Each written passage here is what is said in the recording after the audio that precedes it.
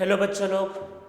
तो देखो, पहले दो लेक्चर में हम लोगों ने पीरियोडिक टेबल का बेसिक के बारे में पढ़ लिया कि टेबल दिखता कैसे है, किस एलिमेंट को कहाँ प्लेस किया गया है और किसका क्या इलेक्ट्रॉनिक कॉन्फ़िगरेशन है। मतलब कि जैसे एस ब्लॉक का क्या होता है, पी ब्लॉक का क्या होता है, डी ब्लॉक का क्या होता है और एफ ब्लॉक का। इसके अलावा हमने एक टर्म सीखा जिसका नाम है रिप्रेजेंटेटिव एलिमेंट। रिप्रेजेंटेटिव एलिमेंट का मतलब होता है S block and P block element except inner gas. फिर हमने देखा ट्रांजिशन एलिमेंट जिसका मतलब होता है कि D block element except zinc, cadmium and mercury. फिर हमने देखा इनर ट्रांजिशन एलिमेंट और सबसे लास्ट में हम लोगों ने देखा आपका वह इनर गैस और साथ में देखा सूडो इनर गैस पे। तो हम लोगों ने पिछले दो लेक्चर में इन सब बातों को समझ लिया। अब मतलब हम लोगों को पीरियोडिक टेबल का बेसिक पता चल गया कि कौन सा एलिमेंट मेटल है, कौन लिक्विड है, कौन सॉलिड है, तो ये सब पता चल चुका हमें। अब हम लोग आते हैं कि पीरियोडिक टेबल में प्रॉपर्टीज के बारे में पढ़ते हैं। तो हम लोगों को क्या करना है, पीरियोडिक टेबल में कुछ प्रॉपर्टीज पढ़नी है एक्चुअल में। तो देखो प्रॉपर्टीज में क्या क्या पढ़ना क्या क्या है। तो इसमें देखो चार प्रॉपर्टीज मेन है जो पढ़ने हैं। सबसे पहले atomic and ionic radius, second ionization energy, third will be electron affinity and fourth will be electronegativity. तो ये चार हमको मेन प्रॉपर्टी पढ़नी है। फिर इसका यूज करके हम लोग पढ़ेंगे मेटेलिक कैरेक्टर और एसिडिक एंड बेसिक नेचर। तो इसका यूज करके आएगा एक्चुअल में। तो हम लोग स्टार्ट करते हैं। तो हम लोगों का जो पहला टॉपिक है तो वो आपके पास होता है एटॉमिक रेडियस। एटॉमिक रेडियस तो देखो है क्या बच्चों कि एक आप लोगों को एक डेफिनेशन पहले बताया गया होगा क्लास 9th-10th में कि एटॉमिक रेडियस क्या होता है। तो वो डेफिनेशन को पहले लिख लेते हैं, थोड़ा उसका यूज कर लेते हैं। एक्चुअली में वो डेफिनेशन में थोड़ा सा मिस्टेक है, तो आगे चल के हम लोग आयनिक रेडियस की कुछ और डेफिनेशन को भी फॉलो करेंगे। देखो अब होता क्या, आप बोलोगे सर उसको क्यों नहीं करते। देखो आप लोगों को बताया क्या गया होगा, distance between nucleus and outer most electron. तो न्यूक्लियस और आउटर मोस्ट इलेक्ट्रॉन के बीच का डिस्टेंस क्या कहलाता है, एटॉमिक रेडियस। तो देखो है क्या कि जो पुराने जो मॉडल थे जैसे बोर्स मॉडल था, रदरफोर्ड मॉडल, तो वहाँ न्यूक्लियस के अराउंड इलेक्ट्रॉन घूमता है तो वो सर्कुलर पाथ होता है। तो न्यूक्लियस से आउटर मोस्ट का डिस्टेंस कहलाता है एटॉमिक रेडियस। पर जब हमने आगे चल के पढ़ा वेव मैकेनिकल मॉडल या फिर मॉडर्न जो भी स्ट्रक्चर ऑफ एटम जहाँ पे एसपीडीएफ पढ़ा, तो हमने देखा कोई क्लाउड होता था स्पेरिकल, कोई डंबल होता था, तो उसका स्ट्रक्चर हम लोगों का चेंज हो गया। जब स्ट्रक्चर चेंज हो गया अब स्फीयर में क्या आता है, हमने बोला प्रोबेबिलिटी की बात की कि ऑर्बिटल क्या होता है जहाँ पे इलेक्ट्रॉन फाउंड होने की प्रोबेबिलिटी 90% से ज़्यादा होता है। तो जब ये आप प्रोबेबिलिटी की बात करोगे तो एग्जैक्टली बोल पाना कि न्यूक्लियस और आउटर मोस्ट इलेक्ट्रॉन का डिस्टेंस एटॉमिक रेडियस होता है, क्योंकि इलेक्ट्रॉन कभी बाहर होगा कभी अंदर होगा, क्योंकि वो क्लाउड था वो, तो वो हम लोग उसमें कुछ एग्जैक्टली बता नहीं सकते। तो इसलिए हम लोग इसमें एक नया डेफिनेशन यूज करेंगे जो हम लोग आगे करेंगे। मतलब पहले पुराने वाले डेफिनेशन को यूज करते हैं जो आप लोगों को पता है, क्योंकि आप लोग उसमें कंफर्टेबल फील करोगे, पहले उसका यूज करेंगे। फिर हम लोग कुछ मतलब ऑर्डर लिखेंगे और फिर बाद में हम लोग क्या करेंगे, नए डेफिनेशंस को भी लिखेंगे। देखो हम लोगों को ये मतलब मेनली इस टॉपिक में क्या करना क्या है, जैसे चाहे रेडियस हो चाहे वो आयनाइजेशन एनर्जी हो, कि उसमें पीरियोडिक टेबल में कैसे वेरी होता है। मीन्स अगर आप पीरियोडिक टेबल में लेफ्ट से राइट जाते हो तो कैसा वेरिएशन होता है, अगर आप टॉप से बॉटम आते हो तो कैसा वेरिएशन होता है। तो हम लोगों को सारे प्रॉपर्टीज में मेनली ये पढ़ना है कि उनका पीरियोडिक टेबल में कैसा वेरिएशन होता है। तो आप लोग पहला हेडिंग लिखो भाई एटॉमिक रेडियस। अब इसमें नीचे लिखते हैं तो लिखो distance between nucleus, distance between nucleus and outer most electron is known as atomic radius.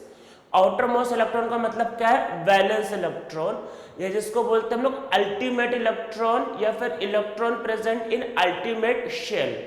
तो अल्टीमेट मेन शेल, तो इलेक्ट्रॉन प्रेजेंट जो होता है अल्टीमेट मेन शेल में, तो वो आपके पास कहलाता है भाई आउटर मोस्ट इलेक्ट्रॉन। तो न्यूक्लियस और आउटर मोस्ट इलेक्ट्रॉन के बीच का जो डिस्टेंस होता है वो कहलाता है एटॉमिक रेडियस। अब एटॉमिक रेडियस ये आपको डेफिनेशन पता चल गया होगा। अब हम लोगों को क्या है कि इसका वेरिएशन सीखना है। तो वेरिएशन को सीखने के लिए पहले कुछ टॉपिक समझते, कुछ चीजें समझ। देखो अभी मैं कुछ समझाने जा रहा हूँ, उसको पहले समझते हैं। देखो बोलने के लिए तुम ये बोल सकते हो कि लेफ्ट से राइट गए तो एटॉमिक नंबर बढ़ेगा, प्रोटॉन बढ़ेगा, तो ठीक है, पर इसमें हम लोग कुछ एक वर्ड समझते हैं जो आपको एग्जैक्टली पता होना चाहिए। तो पहले एक हम लोग टर्म समझेंगे, उसके बाद फिर इसको समझेंगे कि एटॉमिक रेडियस कैसे वेरी करता है। और ये जो टर्म जो समझने जा रहे हैं एक्चुअली में ये आपको आगे भी आयनाइजेशन एनर्जी या फिर इलेक्ट्रॉन एफिनिटी में हेल्प करेगा। तो हम लोग इसमें सीखते, तो आपके पास क्या है, इफेक्टिव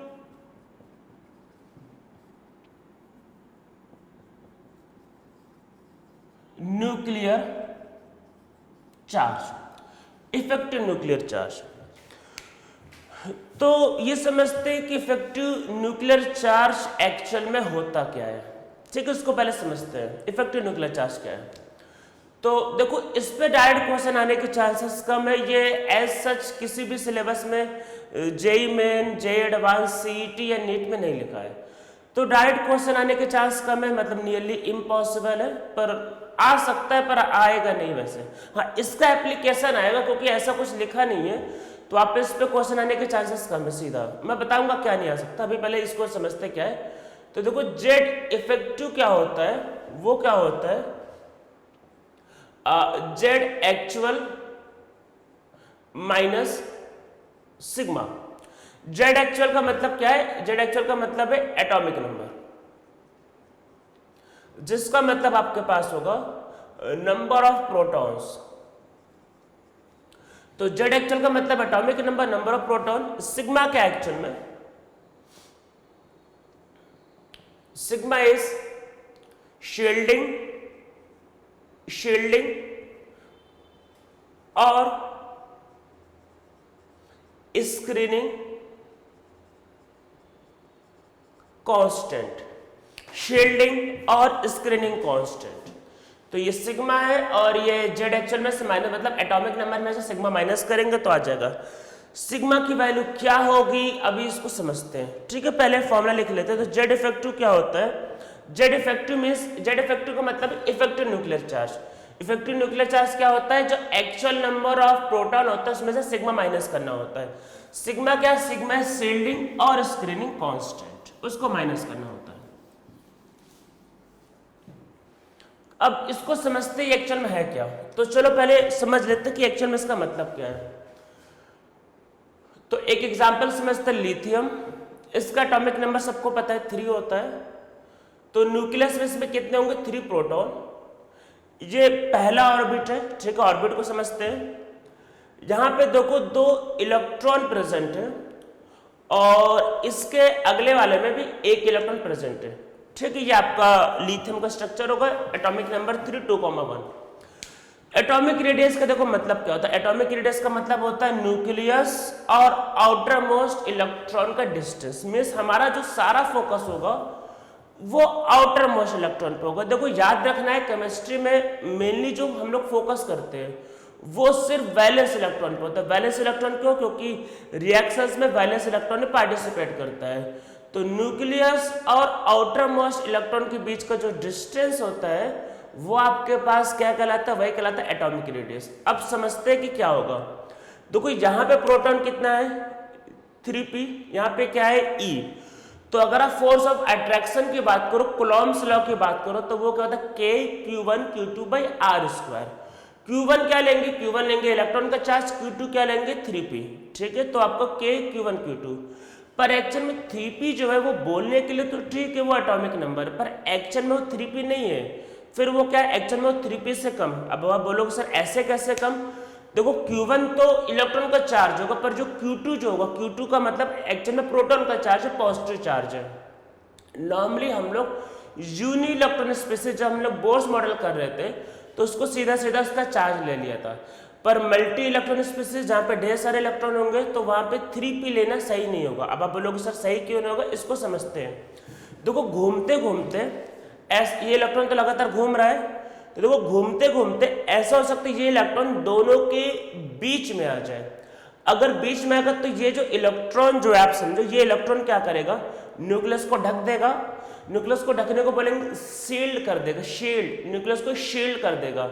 जैसे न्यूक्लियस को वो शील्ड करेगा, ढक देगा, मतलब शील्ड को बचा लिया, ढक लिया, तो जैसे शील्ड करेगा तो वैसे क्या होगा, न्यूक्लियस से इलेक्ट्रॉन का जो अट्रैक्शन है वो कम हो जाएगा, तो वो कितना देर तक उसको शील्ड करेगा या उसका क्या इफेक्ट होगा उसको माइनस करना होगा, उसी को बोला है आपका सिग्मा। तो देखो समझते क्या है, आप लोगों को पता होगा सोलर इक्लिप्स है। सोलर इक्लिप्स में क्या होता है, देखो यहाँ पे सन होता है, यहाँ पे अर्थ होता है, तो सन और अर्थ के बीच में मून आ जाता है। तो मून क्या करता है, सन को ढक देता है। अभी कुछ दिन पहले सोलर इक्लिप्स पड़ा था, बहुत बड़ा सोलर इक्लिप्स था, आपको पता ही होगा वो। तो सन और अर्थ के बीच में मून आ जाता है, तो मून क्या करता है, एक्चुअल में सन को ढक देता है। तो जैसे ही ढक देगा तो सन का जो लाइट है वो अर्थ में नहीं पहुंचता, उसको बोलते हैं सोलर इक्लिप्स।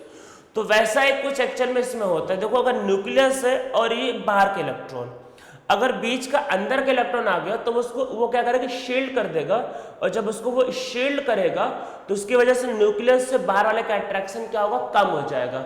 तो कितना वो शील्ड करेगा उसका क्या इफेक्ट आएगा, वही होता है सिग्मा।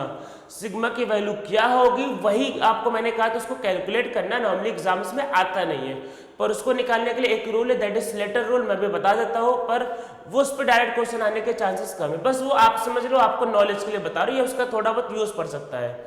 तो अंदर वाले due to inner electron force of attraction between nucleus and outer most electron decreases, this is shielding effect, इसी को बोलते हैं शील्डिंग इफेक्ट। ये अब इसमें एक बात और समझो, एक बात और ध्यान रखना है।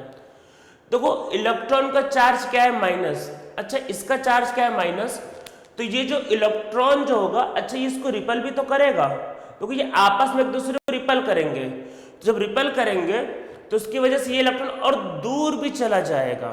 तो देखो समझो क्या है कि अगर ये पॉजिटिव चार्ज है, नेगेटिव चार्ज है, अगर अंदर नेगेटिव चार्ज है तो ये नेगेटिव चार्ज इस नेगेटिव चार्ज को रिपेल करेगा, तो जब रिपेल करेगा तो और दूर चला जाएगा।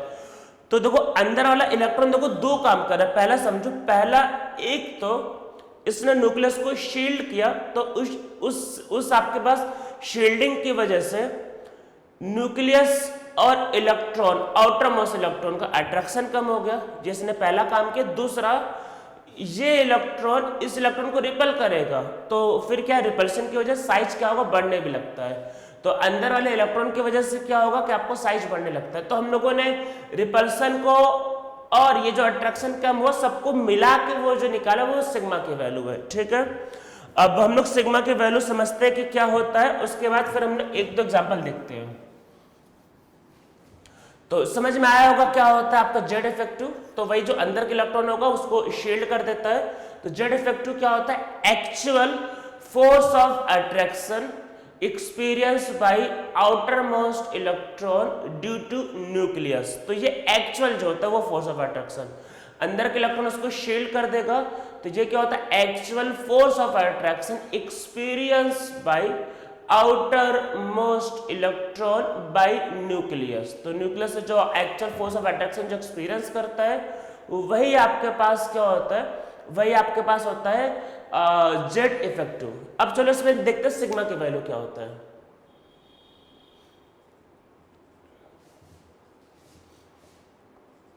Calculation of sigma. तो देखो सिग्मा के लिए क्या ध्यान रखना है कि इसमें हम लोग पहले किसके लिए करते हैं, फॉर एस एंड पी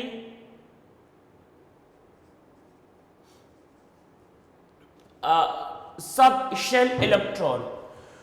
तो पहले एस और पी के लिए करेंगे, बाद में हम लोग डी एंड एफ को अलग से करेंगे। तो अगर इलेक्ट्रॉन मान लो जहां भी प्रेजेंट है, ठीक है, जैसे मान लो न्यूक्लियस है, ये इलेक्ट्रॉन यहां प्रेजेंट है, अगर हमको इस न्यूक्लियस और इस इलेक्ट्रॉन का अट्रैक्शन चेक करना है, देखो हम चेक तो किसी का भी कर सकते हैं, मान लेते हैं, तो हमें अगर इस न्यूक्लियस और इस इलेक्ट्रॉन का अट्रैक्शन चेक करना है, तो इलेक्ट्रॉन के अगर बाहर कोई इलेक्ट्रॉन है तो वो तो शील्ड नहीं करेगा ना ये, तो देखो शील्डिंग वो होगा जो अंदर प्रेजेंट होगा वो करता है, बाहर का इलेक्ट्रॉन नहीं करेगा। तो अगर कोई इलेक्ट्रॉन आउटर मतलब बाहर साइड प्रेजेंट है तो उसका सिग्मा क्या लेना होता है, जीरो। तो सिग्मा क्या होता है, जीरो।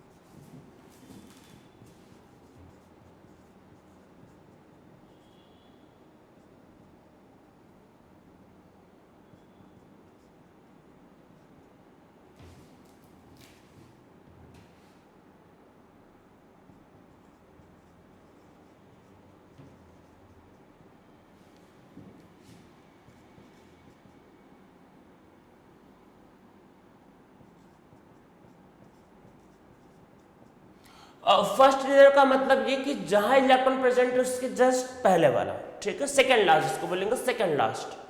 तो अगर ये लास्ट है तो सेकंड लास्ट।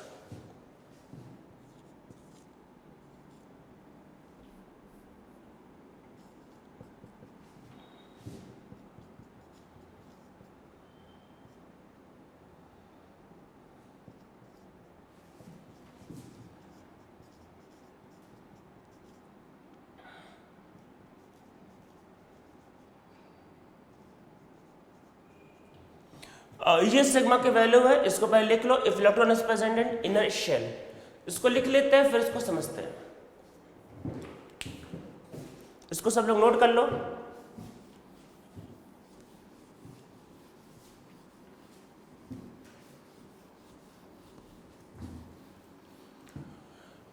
तो चलो अब इसमें एग्जाम्पल समझते हैं। पहले एग्जाम्पल लेते हैं हमारे पास लिथियम का ही, एटॉमिक नंबर 3, ठीक है। तो देखो लिथियम में ये होता है, यहाँ पे 2 इलेक्ट्रॉन और यहाँ पे 1 इलेक्ट्रॉन। तो हमें मान लेते हैं इस इलेक्ट्रॉन को, आउटर मोस्ट इलेक्ट्रॉन को जेड इफेक्टिव निकालना है। जेड इफेक्टिव का मतलब होता है एक्चुअल फोर्स ऑफ अट्रैक्शन जो एक्सपीरियंस होता है।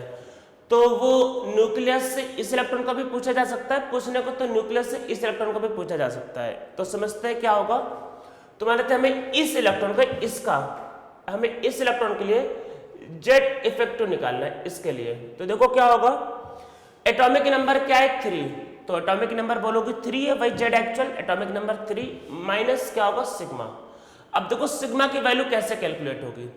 देखो ये हमें न्यूक्लियस से इस इलेक्ट्रॉन का अट्रैक्शन निकालना है। अब देखो इसके अंदर कितने इलेक्ट्रॉन है, 2। तो आपको मैंने सिग्मा की वैल्यू में क्या लिखा है, सिग्मा क्या होता है 0.85। अगर इलेक्ट्रॉन प्रेजेंट है आपके पास क्या फर्स्ट इनर शेल, तो जहां से इलेक्ट्रॉन है तो उससे आपको अंदर आना। देखो यहां से पहला, ये पहला वाला ये फर्स्ट इनर शेल, तो फर्स्ट इनर शेल ये होगा।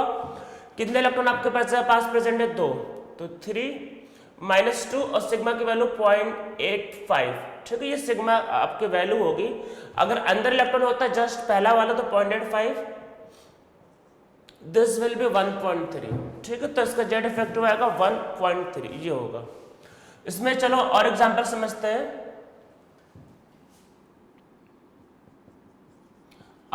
मैग्नीशियम एटॉमिक नंबर 12, तो क्या होता है, दिस विल बी 2,8,2।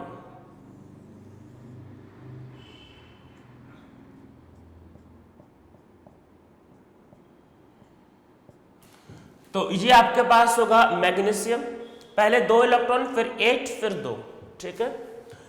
तो अब देखो क्या होगा, हमें इसमें निकालना है जेड इफेक्टिव। तो जेड इफेक्टिव क्या होगा, पहले नंबर ऑफ प्रोटॉन, तो कितने प्रोटॉन है मैग्नीशियम में 12, इसमें से माइनस करेंगे sigma.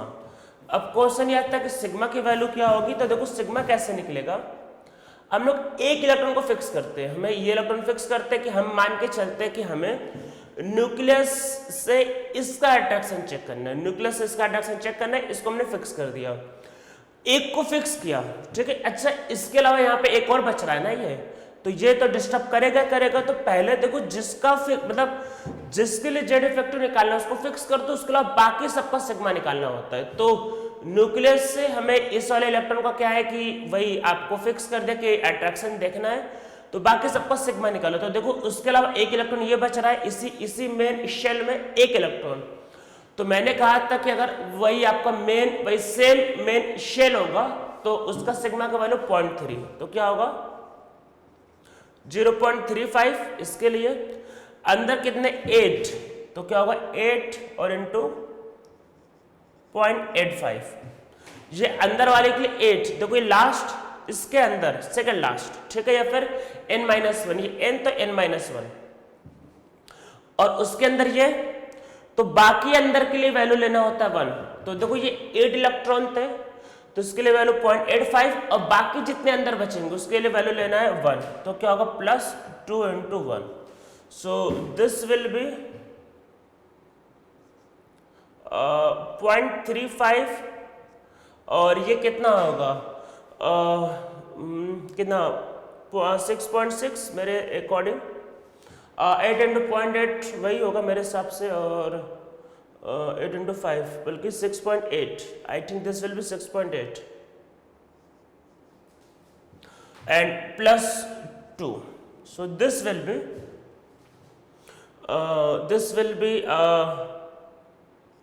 5 and 8 plus 3 will be 1 and 2 plus 6 this will be 9.15. ठीक है, इसका सिग्मा का वैल्यू होगा तो इसको यहाँ पे पुट कर देंगे. सो जेड इफेक्टिव विल बी 12 और 9.15. So this will be 2.85. तो अगर आपको इसके लिए जेड इफेक्टिव निकालना है सो दिस विल बी 2.85. तो समझ में आया होगा कैसे कैलकुलेट करते हैं Z effective.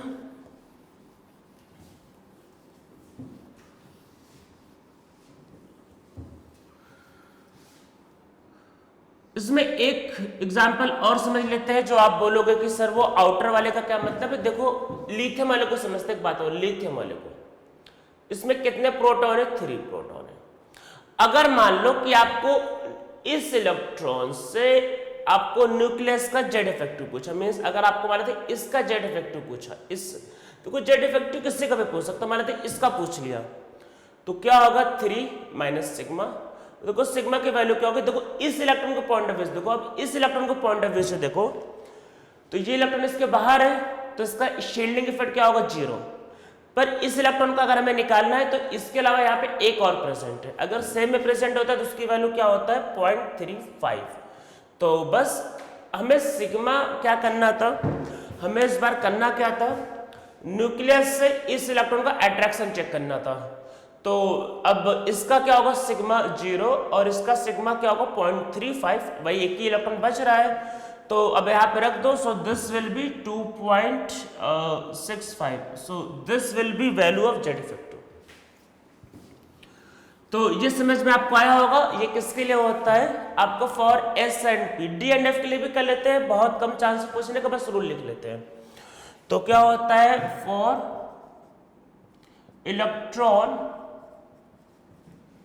present in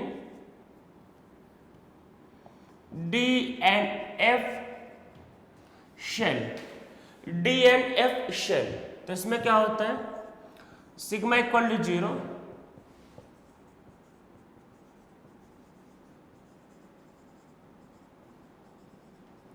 for higher main shell. अगर हायर है तो सिग्मा क्या लेना है भाई 0 लेना है. ठीक है. दूसरा सिग्मा विल बी 0.35.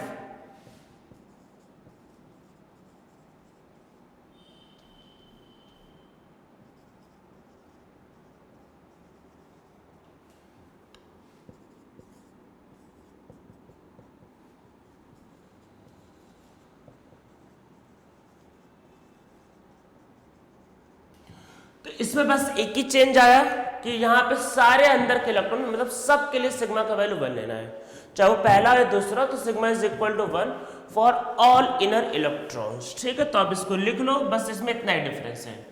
और वहां पे पिछले वाले केस में क्या था, पहले वाले के लिए 0.85 था, बाकी के लिए वैल्यू था 1. ठीक है. तो ये सिग्मा का वैल्यू होता है. सिग्मा का वैल्यू किसने निकाला, स्लेटर ने निकाला. स्लेटर रूल्स इसको बोलते हैं. ये नॉर्मली सिलेबस में नहीं है, इस पर डायरेक्ट क्वेश्चन पूछने के चांसेस कम है, मतलब चांसेस कम है. अब हम लोग इसको यूज पढ़ते हैं. तो अब हम लोग इसमें नीचे करते हैं. तो अब नीचे अब आप लोग इसमें हेडिंग लिखो.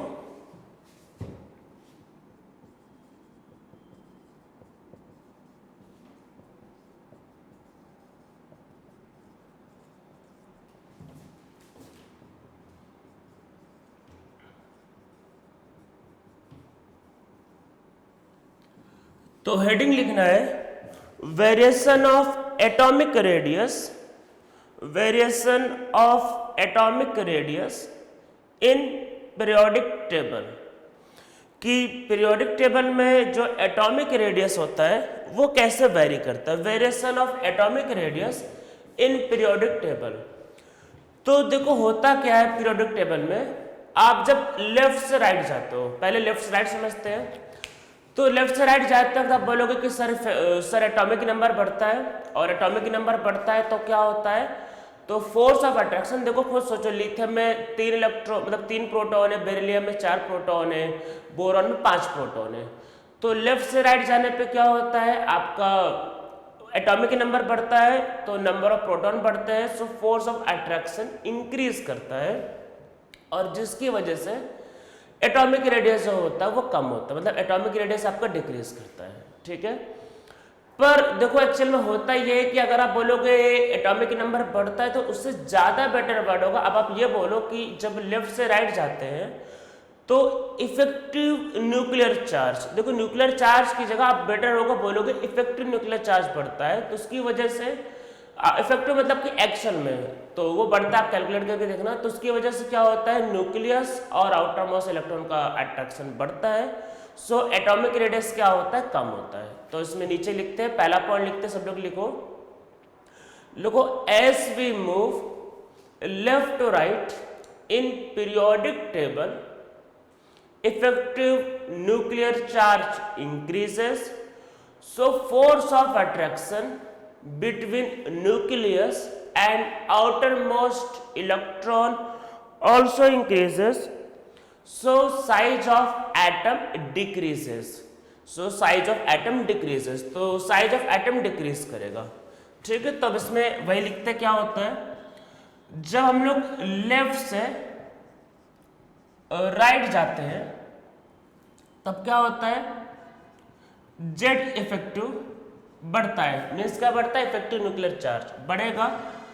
तो इसकी वजह से क्या होता है, जो फोर्स ऑफ अट्रैक्शन जो होगा न्यूक्लियस और आउटर मोस्ट इलेक्ट्रॉन के बीच वो बढ़ेगा। फोर्स ऑफ अट्रैक्शन बढ़ेगा तो साइज ऑटोमेटिक कम होगा। तो मतलब क्या होता है, लिथियम उससे छोटा है बेरिलियम, उससे छोटा है बोरॉन, उससे छोटा कार्बन, नाइट्रोजन, ऑक्सीजन, फ्लोरीन, ये साइज का ऑर्डर है। यहाँ पे इनर्ट गैस को नहीं लेना है, इनर्ट गैस को अलग से करेंगे। ठीक है, तो इनर्ट गैस को नहीं लेना है। तो ऐसा नहीं कि आप ये मत करना कभी भी केमिस्ट्री में सब ले लिया, सब ले लोगे खिचड़ी बन जाएगा, किसी काम का नहीं होगा। ठीक है, अगर खाने का टेस्ट चाहिए तो चावल को अलग, दाल को अलग, सबको अलग अलग रखो, सब मिला दोगे खिचड़ी बन जाएगा, मजा नहीं आएगा खाने में। तो अगर आप केमिस्ट्री में चाहते हो कि चीजें क्लियर रहे तो उनको अलग करेंगे। ठीक है, इनर्ट गैस को अलग करेंगे। ऐसा नहीं होता कि सब कुछ एक ही साथ डाल दिया। ठीक है, उसको यहाँ लिखा ही नहीं जाता, उसको कंपेयर नहीं किया जाता।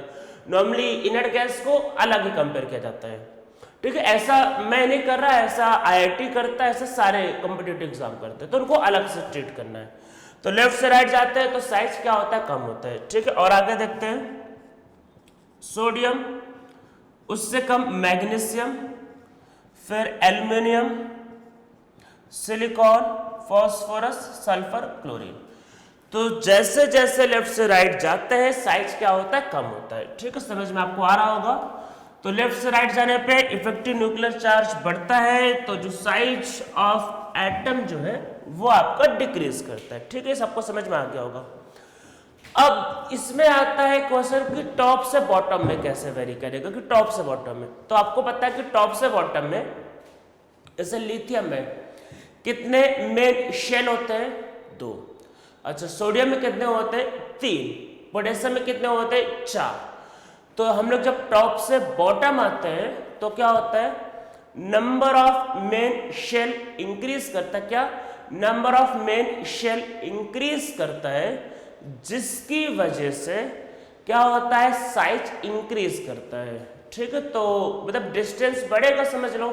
जब नंबर ऑफ मेन शेल बढ़ेंगे तो distance between nucleus and outer most electron कम होगा, साइज ऑफ एटम बढ़ेगा। ठीक है, तो नीचे लिखो, सेकंड पॉइंट लिखो as we move top to bottom in periodic table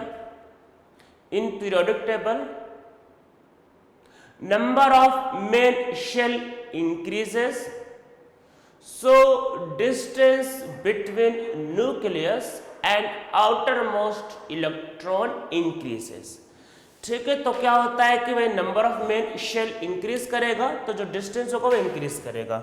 तो अब होता क्या है इसमें, आप जब यहाँ पे टॉप से बॉटम आते हो तो टॉप से बॉटम आते वक्त क्या होता है, जो एटॉमिक रेडियस होता है वो इंक्रीज करता है। टॉप से बॉटम आते वक्त एटॉमिक रेडियस क्या होता है, इंक्रीज करता है। इसका मतलब क्या हुआ, इसका मतलब ये हुआ लिथियम से बड़ा सोडियम, उससे बड़ा पोटेशियम, उससे बड़ा रुबिडियम, उससे बड़ा सीजियम, ठीक है, बढ़ता है। बेरिलियम, उससे बड़ा आपके पास मैग्नीशियम, उससे बड़ा कैल्शियम, उससे बड़ा स्ट्रोंटियम, उससे बड़ा बेरियम, ठीक है। तो टॉप से बॉटम आने पे साइज बढ़ता है, ठीक है, तो साइज लगातार बढ़ रहा है इसमें।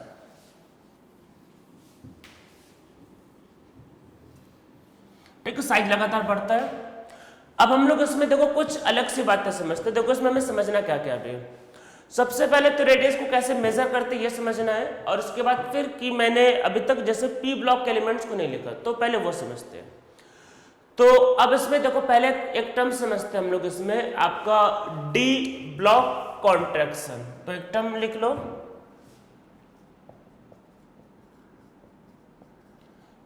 D block contraction.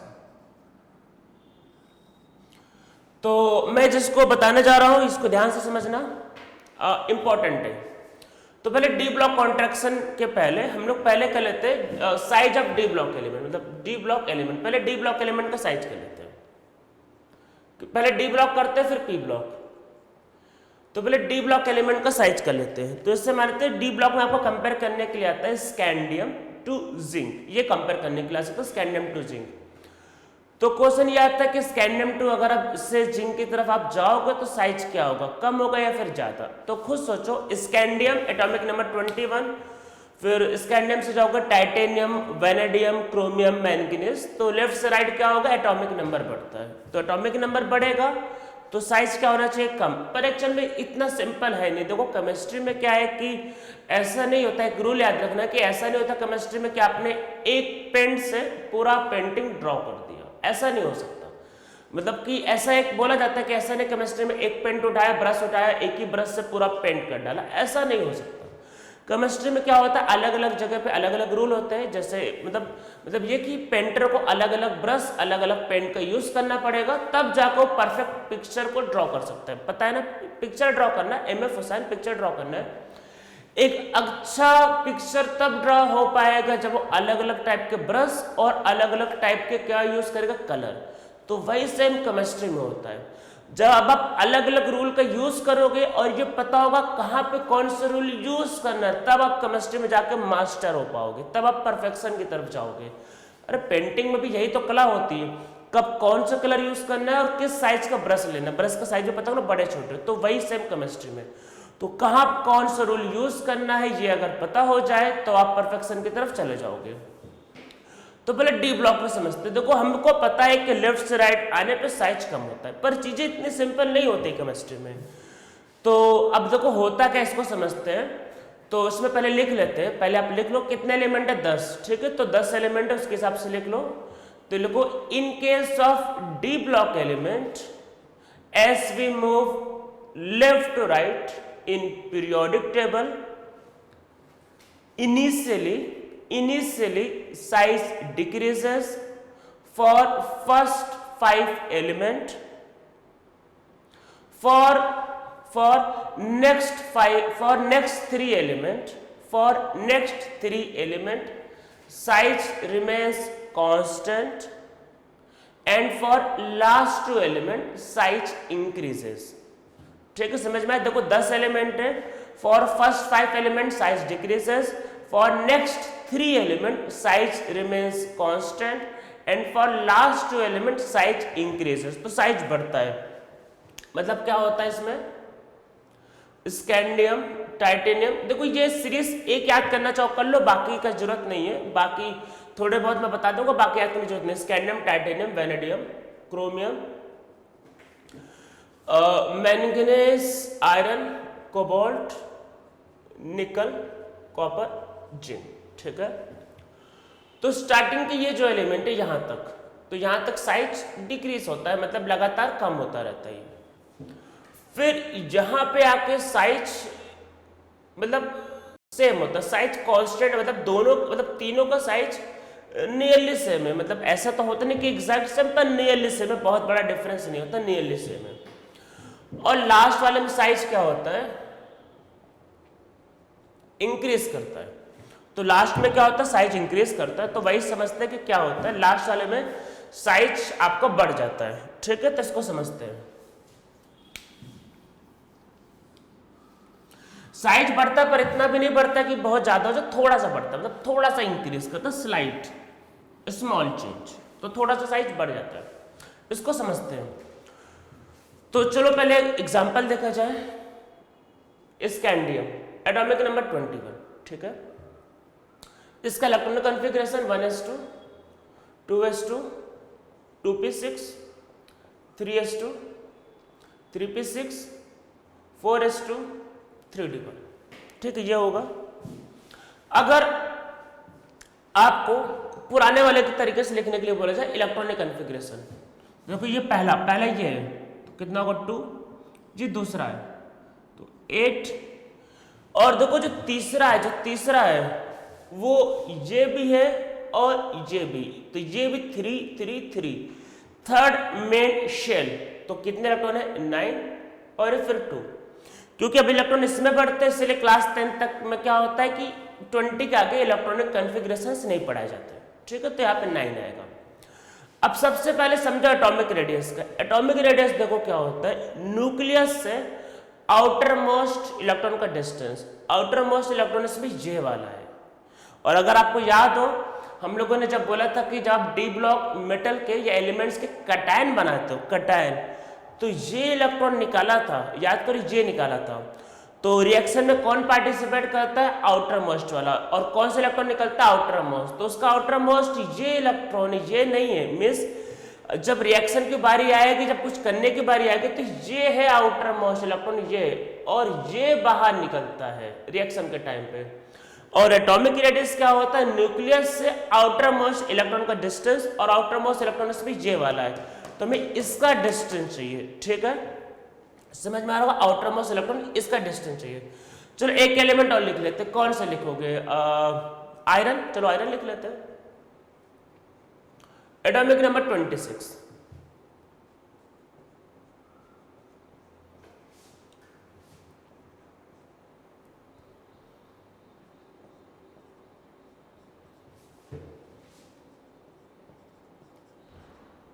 ठीक है, आयरन होगा। इसको लिखोगे दिस विल बी 2, 8, और देखो 3 वाले में देखो ये 8 + 6, this will be 14 and this will be 2। तो देखो डी ब्लॉक में समझो हो क्या रहा है, आउटर मोस्ट इलेक्ट्रॉन फिक्स है। जैसे मान लो अगर आप लिथियम से फ्लोरीन की तरफ जाते हो, लिथियम से फ्लोरीन की तरफ, तो आउटर मोस्ट इलेक्ट्रॉन लिथियम में 1 होता है, बेरिलियम में 2 होता है, बोरॉन में 3 होता है, वहां चेंज होता रहता है। पर यहां पे देखो इंटरेस्टिंग बात क्या है कि आउटर मोस्ट इलेक्ट्रॉन चेंज नहीं हो रहा है, तो यहां पे अंदर का इलेक्ट्रॉन चेंज हो रहा है। तो अब इसको समझते कि क्या होने वाला, क्या समझते हैं इसको। देखो न्यूक्लियस है,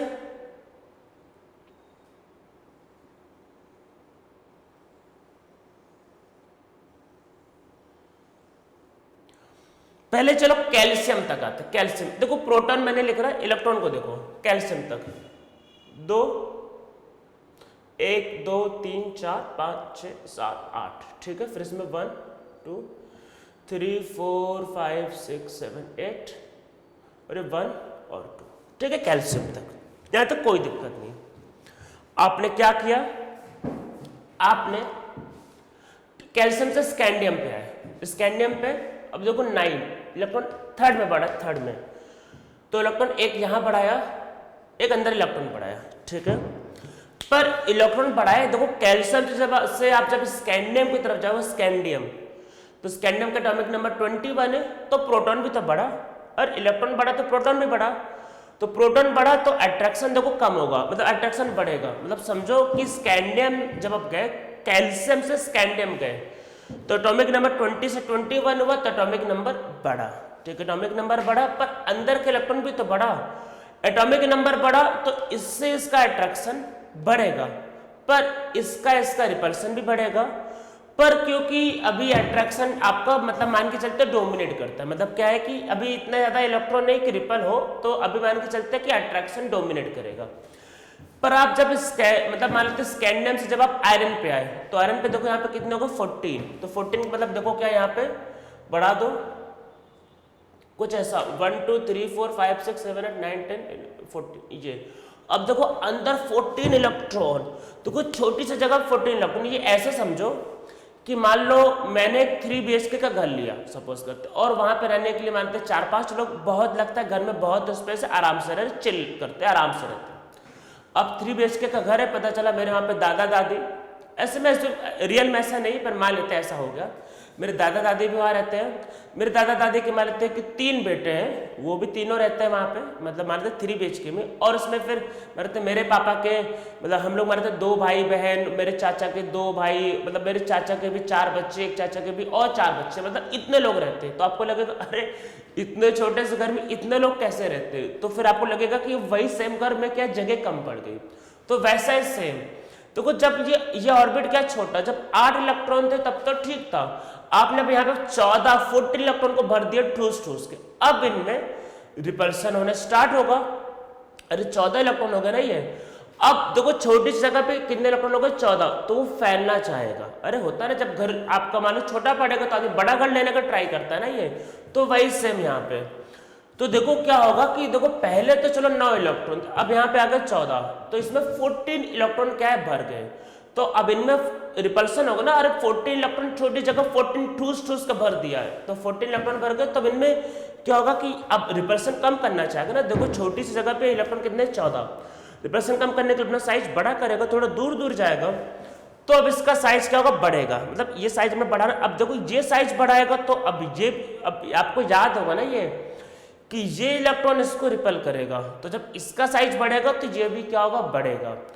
पर अब यहाँ पे क्या होता है कि जितना इसका रिपल्सन बढ़ा उतना ही क्या होगा इसका अट्रैक्शन बढ़ा। अरे आप जब स्कैंडियम से आयरन की तरफ आए, एटॉमिक नंबर भी तो 21 से क्या हो गया 26, तो एटॉमिक नंबर बढ़ा तो नंबर ऑफ प्रोटॉन बढ़ा, नंबर ऑफ प्रोटॉन बढ़ा तो अट्रैक्शन बढ़ा, साथ में रिपल्सन भी बढ़ा।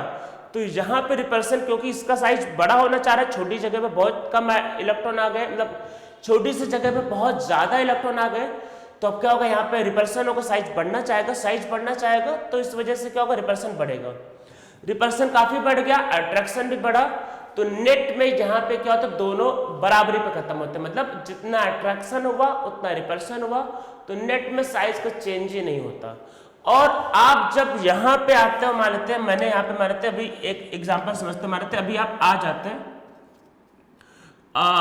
जिंक में एटॉमिक नंबर 30, तो इसमें देखो 10 इलेक्ट्रॉन हो गए, तो यहाँ पे कितने हो गए 18। अब 18 इलेक्ट्रॉन मतलब भर दिए, इलेक्ट्रॉन भरा भर इतने भर दिए, और लो अब इसको सांस लेने की जगह नहीं, इतना ज्यादा इलेक्ट्रॉन हो गया तो बहुत ज्यादा रिपल्सन होगा। अब ये बेचारा फैलेगा, अब जब ये फैलेगा तो ये भी थोड़ा फैलेगा, तो साइज बढ़ जाता है। तो लास्ट में क्या होता है कि इनर इलेक्ट्रॉन और आउटर मोस्ट इलेक्ट्रॉन में रिपल्सन डोमिनेट करता है, इसलिए साइज बढ़ जाता है। मतलब क्या समझो, शुरू के 5 इलेक्ट्रॉन में न्यूक्लियस और इलेक्ट्रॉन का अट्रैक्शन डोमिनेट करता है, जब अट्रैक्शन डोमिनेट करेगा तो साइज कम होता है। फिर उसके अगले 3 इलेक्ट्रॉन में जितना अट्रैक्शन उतना रिपल्सन, तो साइज क्या होता है कांस्टेंट। और लास्ट के 2 इलेक्ट्रॉन में क्या होता है कि रिपल्सन डोमिनेट करता है, इसलिए साइज क्या होता है बढ़ जाता है। ठीक है, तो हम लोग इसको समझ गए होंगे, तो इसमें नीचे लिखते हैं, तो लिखो size of D block element depends on 2 factor, first force of attraction between nucleus and outermost electron, second force of repulsion between inner electron and outermost electron। ठीक है, फिर इसमें नेक्स्ट पॉइंट से लिखते हैं, नेक्स्ट लाइन से लिखो for first 5 element force of attraction dominate, so size of atom decreases. ठीक है, शुरू के 5 में फोर्स ऑफ अट्रैक्शन डोमिनेट करेगा तो साइज ऑटोमेटिक कम होगा। ठीक है, फिर अगला पॉइंट लिखते हैं for next 3 element force of attraction and force of repulsion are nearly same, so size remains constant. तो साइज कैसा रहता है कांस्टेंट। ठीक है, फिर नेक्स्ट पॉइंट लिखते हैं for last 2 element force of repulsion dominate, so size of atom increases.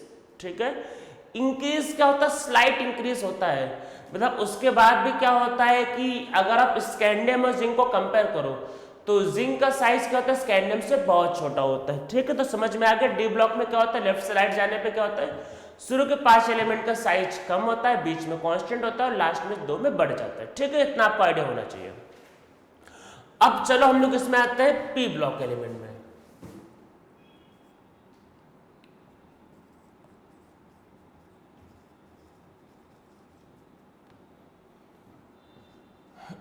P block element, तो अब हम लोग इसमें आते हैं पी ब्लॉक एलिमेंट में। ठीक है, कि एक्चुअल में पी ब्लॉक एलिमेंट में क्या होता क्या है।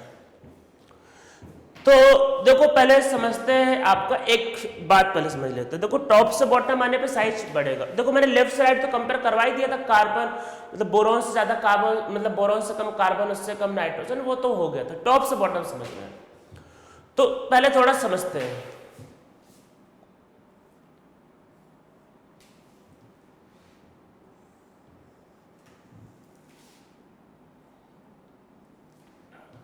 ठीक है, ये ऐसा टेबल बना है, इधर वाला जो सेक्शन है ये पी ब्लॉक, तो यहां पे boron, aluminium, this is gallium. क्या है, गैलियम। अब देखो होता क्या है, लेफ्ट से राइट जाने पे साइज कम होता है। ठीक है, इधर तो खाली है, कोई नहीं, खाली है पूरा। यहां पे आते हैं, यहां पे कंपेयर करो, पोटेशियम, कैल्शियम, फिर स्कैंडियम अभी बताया, और फिर ऐसे ऐसे करते तक जिंक में कहा था लास्ट में रिपल्सन होता है, साइज बढ़ता है पर थोड़ा सा बढ़ता है। अगर आप कंपेयर करोगे तो स्कैंडियम से जिंक में, तो स्कैंडियम बहुत बड़ा होता है जिंक से। ठीक है, तो जिंक काफी छोटा होता है स्कैंडियम से। तो अब आप समझो देखो हो क्या रहा है। और इसके बाद देखो गैलियम से चीजें बदल जाएंगे, क्योंकि गैलियम के बाद इलेक्ट्रॉन आउटर मोस्ट में जाने लगता है, 3p आ गया, आउटर मोस्ट मतलब 4p आ गया, तो इलेक्ट्रॉन यहाँ पे आउटर मोस्ट में जाएगा 4p में। ठीक है, तो वो अंदर वाला झंझट खत्म हो जाएगा, तो यहाँ पे बाहर जाएगा p वाले में। अब समझो यहाँ पे हो क्या रहा है, पोटेशियम से चालू हुआ, पोटेशियम से देखो, अच्छा ऊपर समझ लो, ऊपर पहले सोडियम, मैग्नीशियम। ठीक है, तो क्या होता क्या है, सोडियम से छोटा मैग्नीशियम, मैग्नीशियम से छोटा एल्युमिनियम। ठीक है, पर क्योंकि नंबर ऑफ शेल बढ़ते हैं तो इसलिए बोरॉन से बड़ा होता है एल्युमिनियम। ठीक है, बोरॉन से बड़ा एल्युमिनियम में कोई दिक्कत नहीं। पर यहां समझते हैं, तो देखो सोडियम है, सॉरी पोटेशियम से छोटा कैल्शियम, कैल्शियम से छोटा स्कैंडियम से छोटा टाइटेनियम। लगातार साइज कम हो रहा है, पहुंच गए जिंक तक, साइज कम हो रहा है, मतलब थोड़ा सा बढ़ता है। पर यहाँ स्कैंडियम से जिंक में देखो, स्कैंडियम से जिंक में आते आते साइज काफी कम हो गया। आप जब जिंक से गैलियम में पहुंचे, साइज और कम हो गया, गैलियम पे आने पे कम होता है। अब साइज इतना कम हुआ कि ये एल्युमिनियम से भी छोटा हो गया। अब बोलोगे ऐसे कैसे, अरे हाँ भाई यही होता है। कैसे, देखो लेफ्ट से राइट जा रहे हैं, तो यहाँ खाली है तो यहाँ पे कोई दिक्कत नहीं, तो यहाँ इससे छोटा ये, पर ये बीच में कोई एलिमेंट नहीं तो इससे बड़ा होता है, पर यहाँ पे ऐसा नहीं।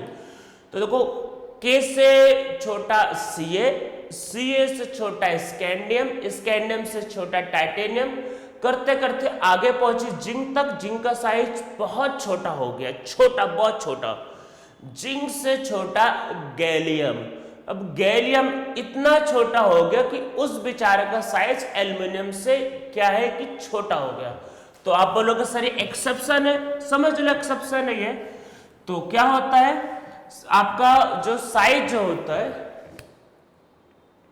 पहले लिख लेते हैं, साइज ऑफ जो एल्युमिनियम है वो गैलियम से छोटा होता है, या फिर ऐसे लिखते हैं size of aluminium is approximate equal to gallium, ये भी लिखा होता है। अभी मैं ये नहीं लिखूंगा क्योंकि दोनों के साइज में बहुत थोड़ा सा डिफरेंस होता है। आपको कहीं दिख जाए कि बोल दे स्टेटमेंट की size of gallium and aluminium are nearly same, तो आप बोलो कि नहीं सर आपने तो बोला था गैलियम छोटा होता है, सॉरी सर आपने तो बोला था गैलियम छोटा होता है, सर आपने तो बोला था सर गैलियम छोटा होता है, पर यहाँ पे तो बोला अप्रोक्सीमेट सेम। अरे दोनों बात एक ही, थोड़ा सा डिफरेंस है। तो एल्युमिनियम जो होता है गैलियम से थोड़ा सा बड़ा होता है, थोड़ा सा बड़ा होता है एल्यूमिनियम, या फिर क्या होता है कि दोनों का साइज नियरली सेम, ज़्यादा डिफरेंस नहीं होता है। ठीक है, तो एल्यूमिनियम का साइज क्या होता है, गैलियम से थोड़ा सा बड़ा होता है। इसको क्या बोलते हैं, इसको बोलते हैं डी ब्लॉक कॉन्ट्रैक्शन। क्या बोलते हैं, डी ब्लॉक कॉन्ट्रैक्शन। क्यों, क्योंकि बीच में डी ब्लॉक एलिमेंट आ गए, तो डी ब्लॉक की वजह से क्या हुआ कि गैलियम का साइज क्या होता है, एल्यूमिनियम से छोटा होता है। तो आप लोग इसमें नीचे लिखो due to D block element size of gallium is smaller than aluminium, this is known as D block contraction. तो किसकी वजह से कॉन्ट्रैक्शन हुआ, डी ब्लॉक की वजह से, इसलिए इसको बोलते हैं डी ब्लॉक कॉन्ट्रैक्शन। तो क्या होता है, आपका जो गैलियम होता है उसका जो साइज होता है वो क्या होता है, एल्यूमिनियम से कम होता है। ठीक है, तो ये कहलाता है डी ब्लॉक कॉन्ट्रैक्शन। तो अब आप बोलोगे सर इसमें क्या और भी एक्सेप्शन और कोई एक्सेप्शन नहीं। अब चलो ऑर्डर लिखते हैं, कोई दिक्कत नहीं, ऑर्डर लिखते हैं। Boron, Al, Ga, indium, thallium. ठीक है, मैं ऑर्डर आपको बता रहा हूं। तो एक्सेप्शन जो है वो सिर्फ यही है, सिर्फ इतना एक्सेप्शन। मींस क्या है, अगर आपको साइज कॉर्डिनेट्स में पूछा जाए तो बोरॉन, उसके बाद है गैलियम, अरे गैलियम छोटा है, फिर एल्युमिनियम, फिर इंडियम, फिर टैलियम। ठीक है, ये एक्सेप्शन है, बस ये ध्यान रखना, ये एक्सेप्शन है। बाकी इसके अलावा जो होता है, आप कोई और लिखना चाहो तो उसमें कोई एक्सेप्शन नहीं। मीन्स कार्बन, उससे बड़ा होता है सिलिकॉन, जर्मेनियम, टिन और लेड। ठीक है, फिर जैसे ऑक्सीजन, आप कोई भी लिखना चाहो, इसमें एक्सेप्शन नहीं है। मतलब fluorine, chlorine, bromine, iodine. Astatine नहीं लिखते क्योंकि रेडियो एक्टिव है, आपको बताया था। बिस्मथ के ऊपर के सारे element starting from polonium all are radioactive, तो उनको नहीं लिखते। Nitrogen, phosphorus, arsenic, antimony, bismuth, ये साइज का ऑर्डर होता है। ठीक है, तो एक्सेप्शन बता रखना एल्यूमिनियम और गैलियम का है। ठीक है, ये अब इसमें एक बात समझते हैं जो आपको पता होना चाहिए।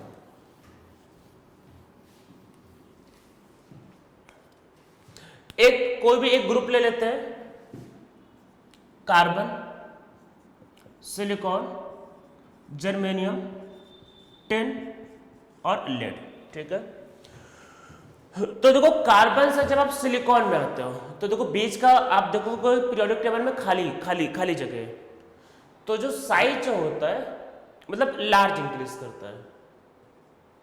तो क्या है, लार्ज इंक्रीज, मतलब साइज के बारे में लिख लार्ज इंक्रीज, मतलब काफी बढ़ता है। मतलब ऐसा है कि मैं ऐसे देखो, मुझे वैल्यू नहीं आते और वैल्यू याद करने की जरूरत नहीं होती किसी को, पर मैं एग्जांपल मान लो, अगर ये 80 पिकोमीटर है तो ये हो सकता है 140 पिकोमीटर हो जाए, मतलब कि 60 पिकोमीटर का डिफरेंस, मतलब काफी बड़ा इंक्रीज करता है। यहां से यहां पे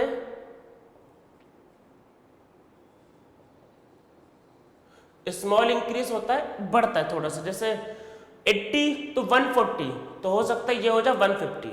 ठीक है, यहां से यहां पे भी स्मॉल इंक्रीज करता है, यहां से यहां पे साइज या थोड़ा सा बढ़ेगा या फिर नियरली कई बार सेम होता है। तो इनका क्या होता है, वेरी स्मॉल इंक्रीज, और मोस्ट ऑफ द जगह पे तो वैसे सेम ही दिया रहता है, या फिर क्या होता है नियरली सेम। तो मैं आपको कुछ एक बात बताने जा रहा हूं, उसको ध्यान रखना है।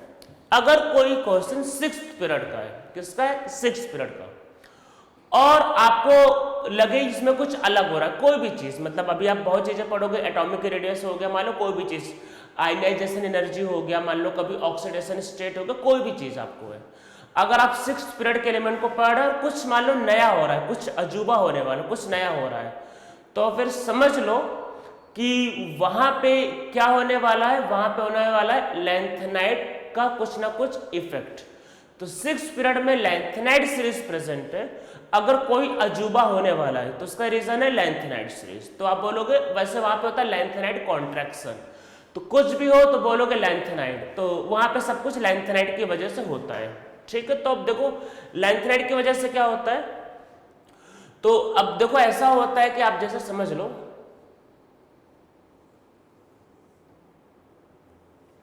तो पता है लेफ्ट से राइट जाने पे साइज कम होता है, तो यहाँ पे क्या होता है, यहाँ पे सीजियम, फिर बेरियम, फिर आपके पास लैंथेनम, फिर एक पूरा लैंथेनाइड सीरीज आता है। तो लैंथेनाइड सीरीज में भी क्या होता है, लगातार लेफ्ट से राइट जाने पे साइज कम होता है, मतलब साइज कम कम कम कम बहुत कम। और आप जब कम कम के बाद जब यहाँ पे पहुंचते हैं, यहाँ पे एलिमेंट आता है आपका, मतलब यहाँ सीरियम यहाँ होता है, मतलब लगातार साइज कम कम कम। और फिर उसके बाद जब आप यहाँ पे पहुंचते हैं मेन वाले इसमें, मतलब देखो ऐसा है कि सीजियम से कम क्या होगा, बेरियम से कम आपका सेरियम, मतलब सीरियम। लगातार साइज कम कम कम कम कम कम कम करते करते आप जब यहां पहुंचते हो, साइज इतना कम हो जाता है कि 6th पीरियड और 5th पीरियड का एलिमेंट का जो साइज होता है वो नियरली सेम होता है। और किसकी वजह से, इस लैंथेनाइड सीरीज की वजह से, इसको बोलते हैं लैंथेनाइड कॉन्ट्रैक्शन। देखो लेफ्ट से राइट जाने पे साइज कम होता है, साइज कम कम कम कम कम, और यहां पे आते हैं तो साइज इतना कम होगा, जब आप इससे यहां पहुंचते हो तो आपको इसके आगे के एलिमेंट और आगे के एलिमेंट में साइज नियरली सेम दिखाई देगा। जैसे आगे आप जब जाओगे तो जैसे यहाँ पे आपके पास लिखा है, जैसे यहाँ पे आगे लिखा हुआ है आपके पास वही टेलियम और इंडियम, तो इनका साइज नियरली सेम होता है। जैसे यहाँ पे लिखा है टिन और यहाँ लिखा है लेड, तो इनका साइज नियरली सेम होता है। तो इसको बोलते हैं ड्यू टू लैंथेनाइड सीरीज आपका साइज क्या हो गया, स्मॉल हो गया, तो उसको बोलते हैं लैंथेनाइड कॉन्ट्रैक्शन। तो हम लोग वही चीजें समझते हैं। तो अब आप लोग हेडिंग लिखो लैंथेनाइड कॉन्ट्रैक्शन, तो लिखो लैंथेनाइड कॉन्ट्रैक्शन। तो इसमें नीचे लिखते हैं, तो लिखो as we move left to right in lanthanide series size of atom decreases, so size of atom post lengthenide series, post lanthanide का मतलब आफ्टर लैंथेनाइड, मतलब पोस्ट लैंथेनाइड सीरीज ब्रैकेट में लिख लो after lanthanide series. So size of atom post lanthanide series bracket में लिख लो after lanthanide series are nearly equal to atoms of same group present in periodic table। ठीक है, atoms of same group present above in periodic table। ठीक है, atoms of same group present above in periodic table। ठीक है, तो क्या होता है कि 6th वाले का जो साइज होता है, 6th पीरियड का जो साइज होता है वो 5th पीरियड के एलिमेंट के साइज के नियरली सेम होता है। लेकिन ये बात ध्यान रखना है कि दोनों सेम ग्रुप को बिलोंग करने चाहिए। किसकी वजह से होता है, लैंथेनाइड सीरीज की वजह से होता है, इसको बोलते हैं लैंथेनाइड कॉन्ट्रैक्शन। ठीक है, तो ये ध्यान रखना, जैसे टिन और लेड का साइज नियरली सेम है, जैसे इंडियम और थैलियम का साइज नियरली सेम, किसकी वजह से, लैंथेनाइड सीरीज की वजह से। में से लैंथेनाइड सीरीज की वजह से क्या होता है, आप जब लेफ्ट से राइट जाते हो तो साइज कम होता है और आपको 6th पीरियड और 5th पीरियड का साइज नियरली सेम मिलता है, इसको बोलते हैं लैंथेनाइड कॉन्ट्रैक्शन। इसमें कुछ बातों को ध्यान रखना है, जैसे मैं लिख देता हूं, जैसे डी के बारे में, पहले पी के बारे में लिख देते हैं। जैसे पहले लिखते हैं पी के बारे में,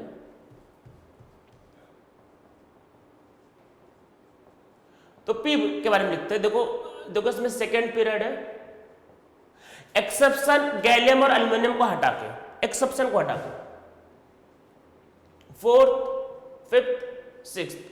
अब वो लोग सर 7th को नहीं करे, अरे 7th वाले सारे रेडियो एक्टिव है, आर्टिफिशियल एलिमेंट है, उसको नहीं करते। यहां पे साइज में क्या होगा, लार्ज इंक्रीज, साइज में क्या होगा, लार्ज इंक्रीज। यहां पे क्या होगा, यहां पे स्मॉल इंक्रीज थोड़ा सा, यहां से यहां, तो कोई यहां से यहां और यहां से यहां, दोनों में, मतलब 2 से 3 लार्ज इंक्रीज होता है, पर 3 से 4 और 4 से 5, मतलब 3 से 4 और 4 से 5 दोनों में क्या है, स्मॉल इंक्रीज, दोनों में स्मॉल इंक्रीज। और यहां पे यहां क्या है, वेरी स्मॉल इंक्रीज,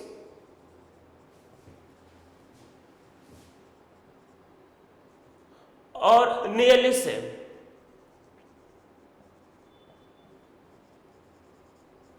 या फिर नियरली सेम होता है। ठीक है, इसको लिख लो। तो ये हो गया पी ब्लॉक के लिए। ठीक है, अब हम लोग इसमें करते हैं, देखो डी ब्लॉक, थोड़ा सा वो भी कर लेते हैं। हमें डी ब्लॉक का भी पूछा जा सकता है, अभी ए ब्लॉक का नहीं पूछा जा सकता, डी ब्लॉक का। तो आपसे पूछता है कि डी ब्लॉक के केस में देखो क्या होता है।